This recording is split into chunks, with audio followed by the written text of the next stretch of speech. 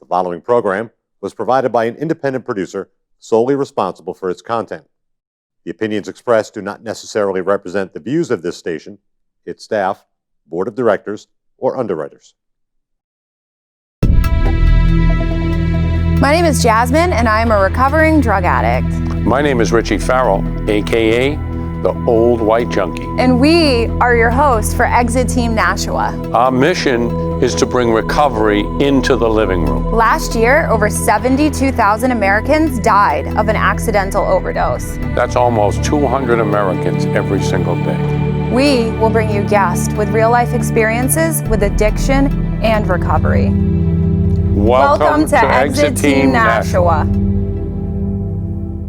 Welcome everyone to Exit Team Nashua. My name's Jessie and I'm going to be your host this evening. In the studio tonight we have Miss Kenzi Seeley. Welcome, Kenzi. Thank you. Thank you for coming here against your will tonight. You're welcome. I pretty much had to force Kenzi into the studio, so I'm really glad that you faced your fear and that you're here. So glad. Yeah. So it's been amazing to get to know you. We've become really fast friends, but I don't really know your story. So that's really what's fun about having you here tonight, is because I get to drill you and learn more about the inner Kenzi. So yeah, today you are an MLADAC.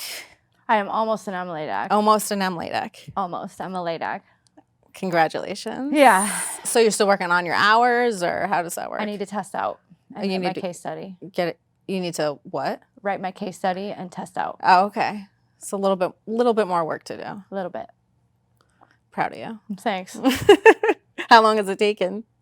So to get my MLADAC, I got my LADAC when I finished graduate school last year. So I had to do 9 more months to get my MLADAC instead of the 2 years it would have taken me if I didn't have the LADAC when I graduated.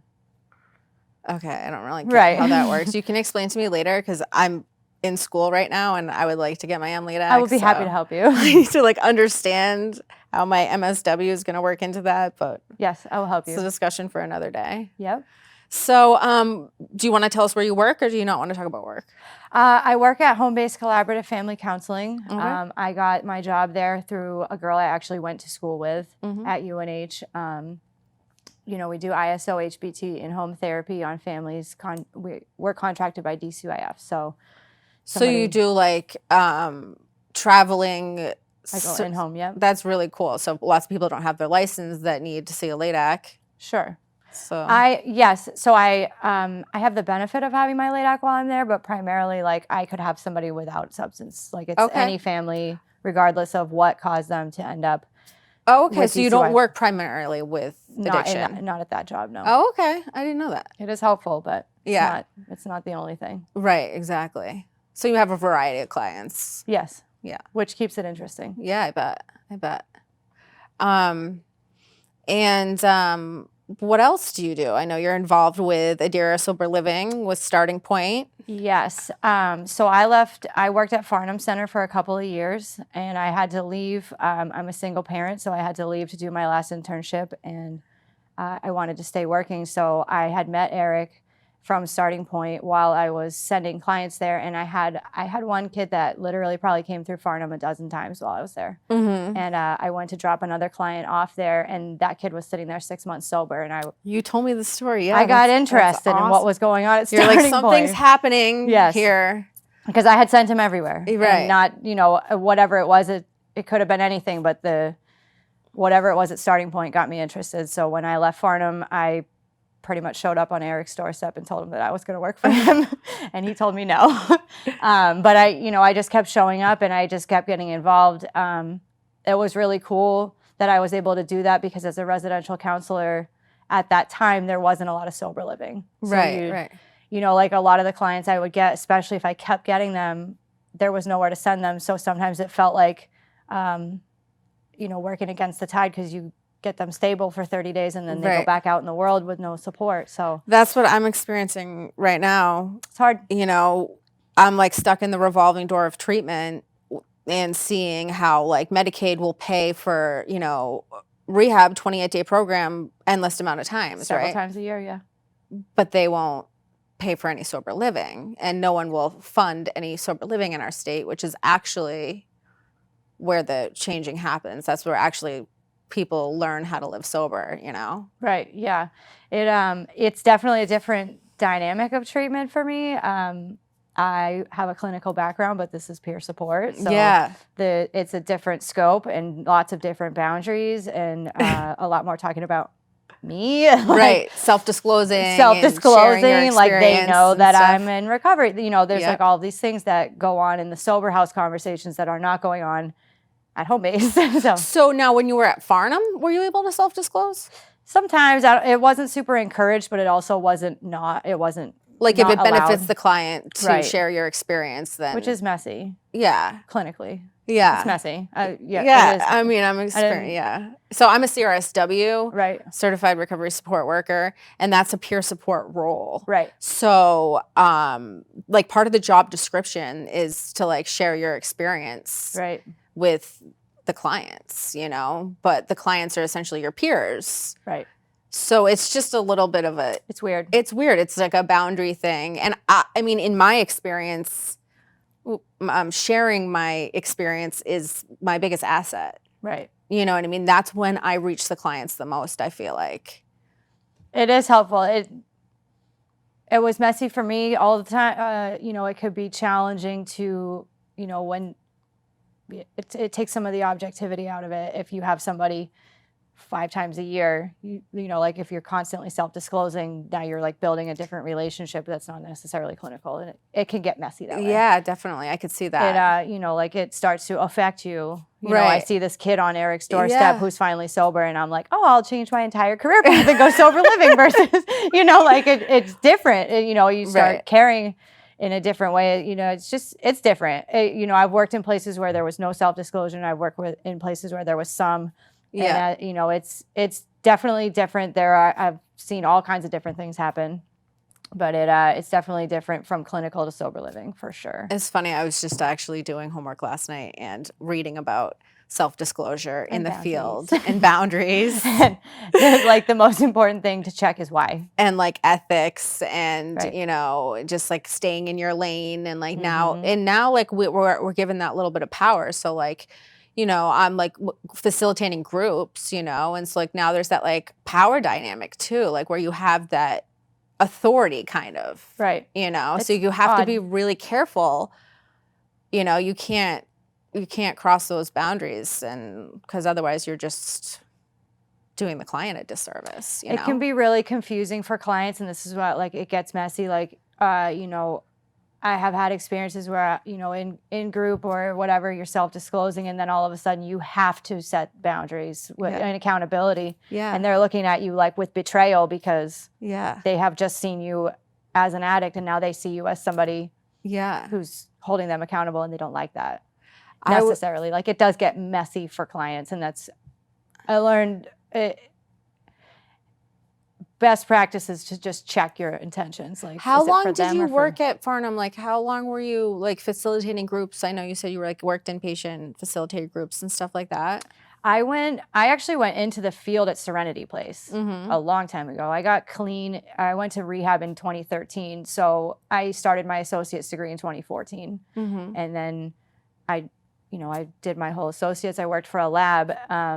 So my job was literally to work in behavioral health facilities for this lab collecting urines, but I wasn't allowed to work for the agencies. So I had all this time to do my homework. Right. But I also had access to a lot of clinicians and professionals and all kinds of social workers and mental health workers and substance abuse clinicians. Like, I got to talk to a lot of people. Right. And I started developing my career path that way. And developing your skills as a professional in the field too. Yeah, I mean, there I really didn't have, like, my client contact was, you know, I collected urine and I sent it to the lab. Like, I didn't have any, Oh, okay. like, yeah. my job literally was a specimen collector. Right. But I got to work with all the providers. You got to meet them all. Yep.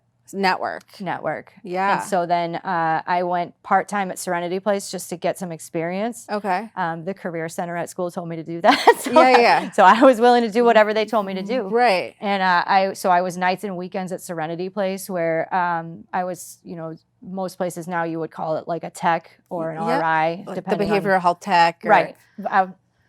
meds, Yep. schedules, Yep. made sure everybody came home, glorified babysitting. I was just sorry, rabbit hole right here. I was just talking about how like I feel like for me that's like the most challenging role Yes. to play and to hold hard boundaries. Mm-hmm. You know what I mean? Like second shift at the house in the evening with the clients. You're hanging That's out. a really challenging role to have to be in and maintain those healthy, strong clinical boundaries. And like I just don't think that I could do it. And so like I don't put myself in that situation. I'm I work first shift and like I just It's tough. stay in my lane, you know? It's definitely tough, even, on the weekends, I'd fill up the van with everybody. We'd go out for ice cream or go out, on field trips. Like at that point, you're in charge, but it's awkward. Yeah. It can be a challenge. Yeah. And I mean, I feel like over time you learn to like trust yourself more Right. and be able to like have better, instincts and stuff, as like you spend more time in recovery and working in the field and Right. getting experience and stuff. I feel like I'm still kind of like new in the field. So, and I've just learned, I've changed and grown so much just the little bit that I've worked in it. So, Oh, supervision's everything. yeah. You like the best thing that I've ever had was, the most I've ever learned professionally and been able to grow while being a professional was having good supervisors. Yeah. Is, having somebody that you can be like, here is where I'm at. Right. You have transference and counter transference. Like people like you and me, like we're in recovery and we work in recovery. So almost everything is a trigger. Like Right. almost everything brings something up. Like Right. somebody's talking about the most raw moment of their life. You're like, I talked to you about how like this happened to me. Like I was It happens all the I feel like time. I'm healing with the clients. constant. I'm like, I'm in treatment again. Like, and I'm Right. running groups all day, Yeah. 5 days a week. So, and I'm like doing my internship for my MSW, which is, it just counts like those hours count towards Sure. it, which I lucked out at. Wicked lucked out.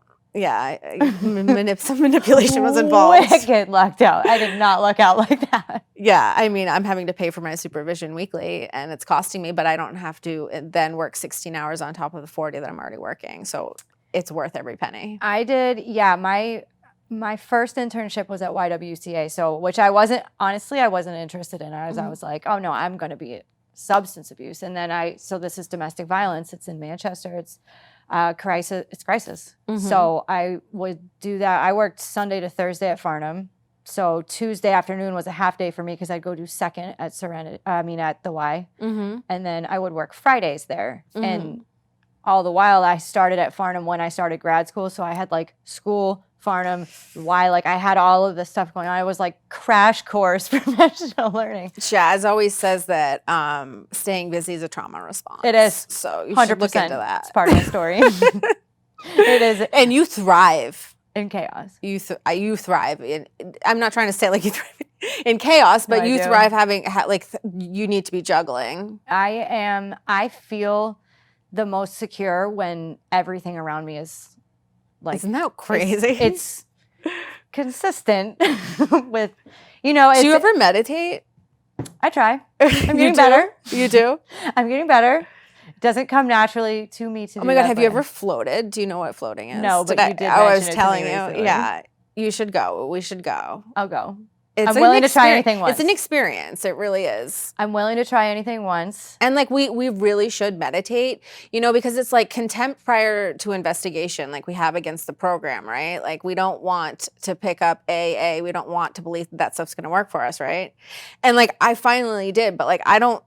My sponsor's like, meditate. You need to meditate. Like it'll change your life. Like just do it, Right. And I'm like, eh. Even basic, like, spirituality, like I had no connection really to anything spiritual.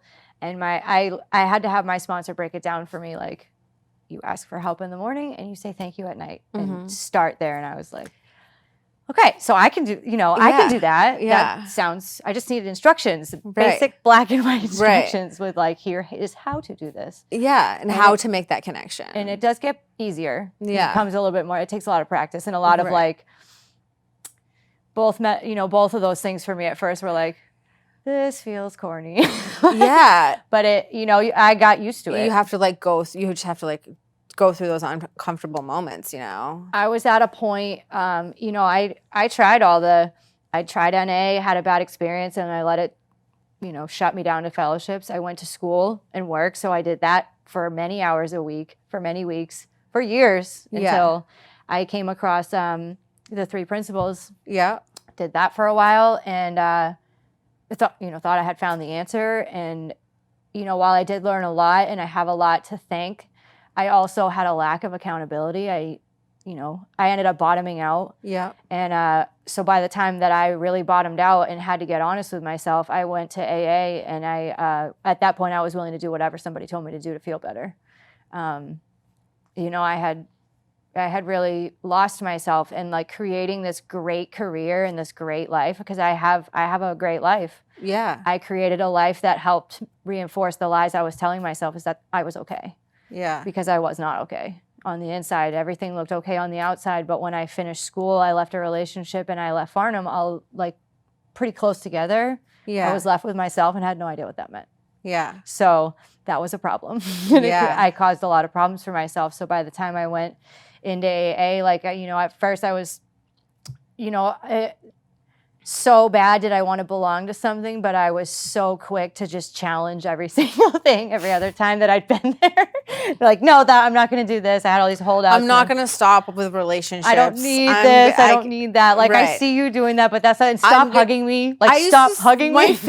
My favorite line was to say, I can take what I need from AA and leave the rest. And I'm like, like the more educated I got and the more experience I got, I'm like, so I'll take this from here and this from here and this from here. And really, I was just like catastrophically messy. Yeah, you're just like doing it your own way still. Yeah. I mean, at least you're trying. Like, I will encourage clients to like, at least if you can take something from it, take it, because at least you're taking something. Your life will improve a little bit, but not until. For me, I needed a sponsor, and my sponsor, she's got a lot of time, and she is not connected to another human being in my life, and she's also not connected to any of my jobs, which her interest is my sobriety. Right. And she is not afraid to tell me when I'm feeling sorry for myself, which is my least favorite thing to hear. How often do you talk to your sponsor? Several times weekly. Oh, really? Yes. You got me beat. Yeah. I need a lot of attention. No, that's good. And recently I put myself back into counseling. Like, I just once a week, I just needed somebody. I see a counselor once a week. Yeah. I see her, and it's great because she has my degree. She has all the fancy letters after my name that really cause me a lot more judgment on my own self than they do help me. Yeah. For me, they help me. I'm great with clients. Right. Horrific looking at myself. Right. Yeah. So it's good. I really needed that. I just needed people that I could just be totally honest with. Yeah. Because for so long we hide. We keep these little shame secrets tucked in our pockets. All of them. And we just like, what are we going to save these? And I'll tell you this much. I'll never but talk I'm about just this. going to hold on to this one because I think that it deems me a bad person. You know what I mean? Right. Well, and it challenges, like, I created, like, I am a social worker. I'm also a LADAC. I'm a single parent. And I'm financially independent. And I have a horse who I compete for fun. Like, I have this life that, yes, I do. I have a racehorse. That you love. I love him. He's a challenge for me. But I quickly could just put all of that up to somebody and be like, you see, I'm okay. Right. Here's all of the evidence. Right. And I could, worse than lying to other people that way is that I was actually believing it. Right. I lied to myself. I said that I am okay, so I don't need to go to AA because I have all of this stuff. Like, I can show up to work and I can finish school and I can do all this stuff. I can take care of my kid. I show up for everything. I can show up, so that means I'm okay. I feel like we have really similar stories, and something I've been kind of trying to get across to the clients is like self-love and self-acceptance, right? Like, it's not something that but it's not something that like just a feeling that we get one day. No. Right? It's absolutely not. It's like an action. It's like an active choice. Yes. To do what's hard and what's best for you. That's how you get self-love and self-acceptance. Right. Through like self-discipline. Oh, you know? And that's how we get to that place. Like, and it's not always fun and it's not always easy. Rarely. And it's not always comfortable.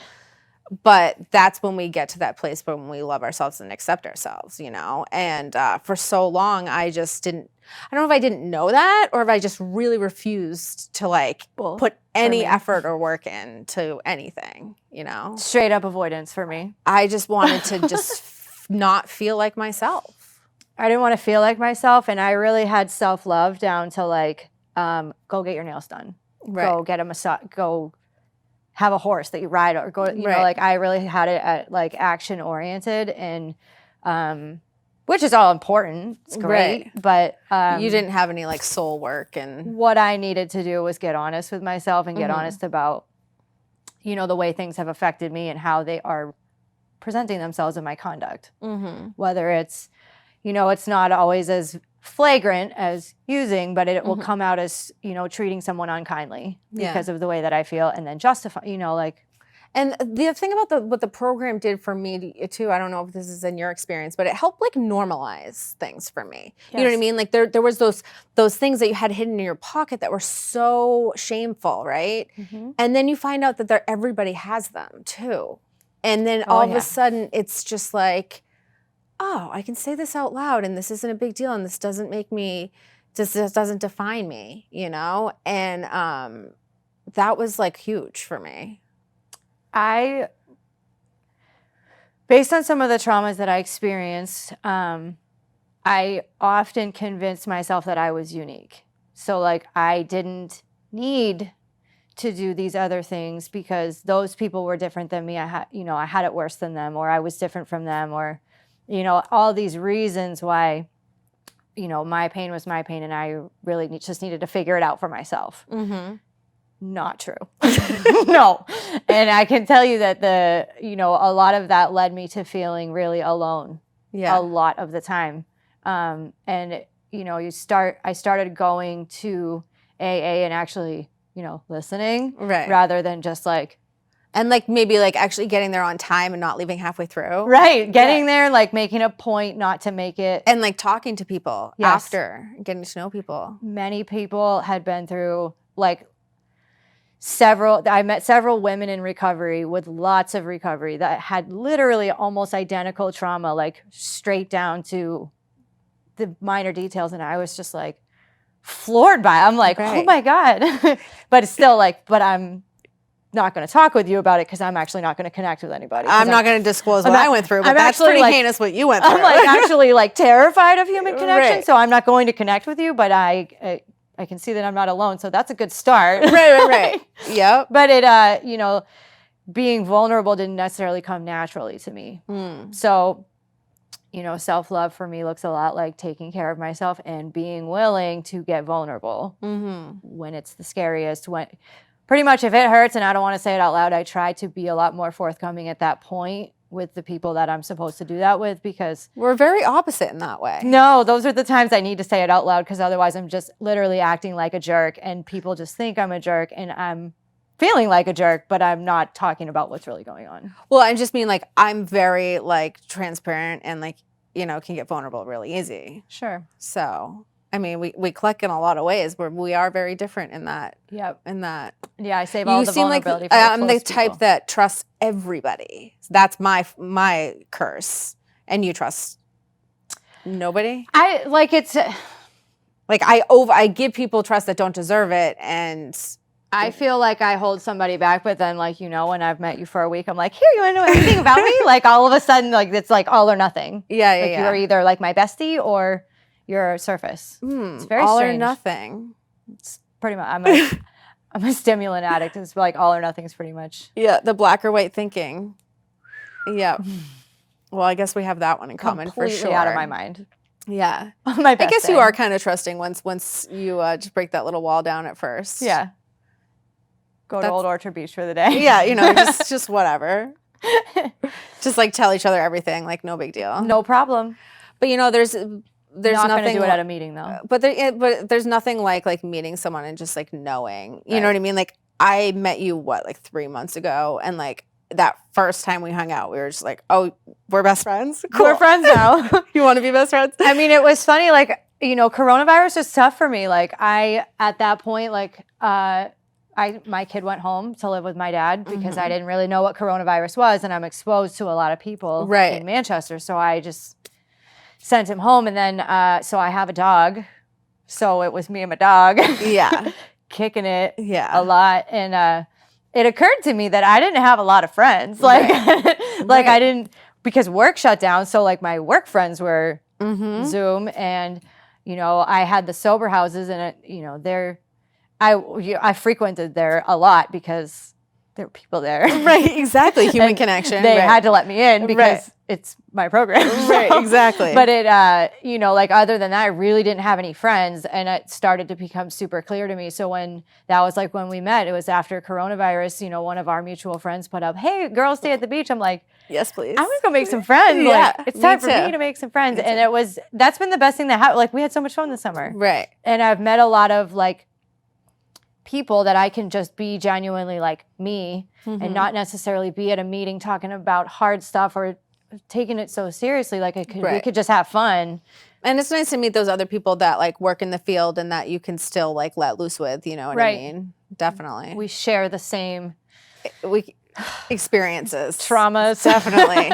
Definitely struggles and all of that. Yes. And we're both kind of like frauds in our field, right? Like pretending that we can help people and we can give people good advice, right? Right. But like we definitely can't take it ourselves. No. So out of our minds. Like if anyone was wondering. Yeah, like you know, what I appreciate about my supervision at home base is that we're a really great group. Everybody's different. Like it's not all substance use. Like everyone's got their own stuff. That must be good. And we're pretty tight. Yeah. So like, you know, we can talk, and it's like pre-detox counseling is like, it's how I like water that down sometimes. Okay. So it can be really raw. Yeah. So, you know, being able to just like say something out, like, you know, any type of dark humor, like. Yeah. Oh yeah, for sure. Dark humor is like, where is that? But you can't go talking like that in front of people. Right. Like, yeah. It's nice to have other people you can just like be blunt with that get it. Right. And that or even just say like, this affected me because of this. And, you know, something that I came out with in supervision because they challenged my thinking around what I was feeling. They made me identify it because they're clinicians. Yeah, yeah. I ended up finding it was powerless. Yeah. The situation at hand made me feel powerless, and it brought me to a place of like. It re-triggered that trauma when you were powerless. It just made me feel like I needed to find some action to take, and there wasn't one, and I was mad. Yeah. But that's what it's for, is people to connect with, that you can just say things and be like, right, get it out. Right. Well, we didn't really totally get into like your story, but you know, we can have you come back for that. Can't wait. It was nice to like have someone to talk like social work in the field with, you know. And since I did just interview Eric, you know, kind of wanted to take it a different direction. But thank you so much for coming on. You were great. Thank you. Yeah. And we'll see you next time. No. We'll have you back soon. So thanks everyone for watching tonight, and we will see you next time.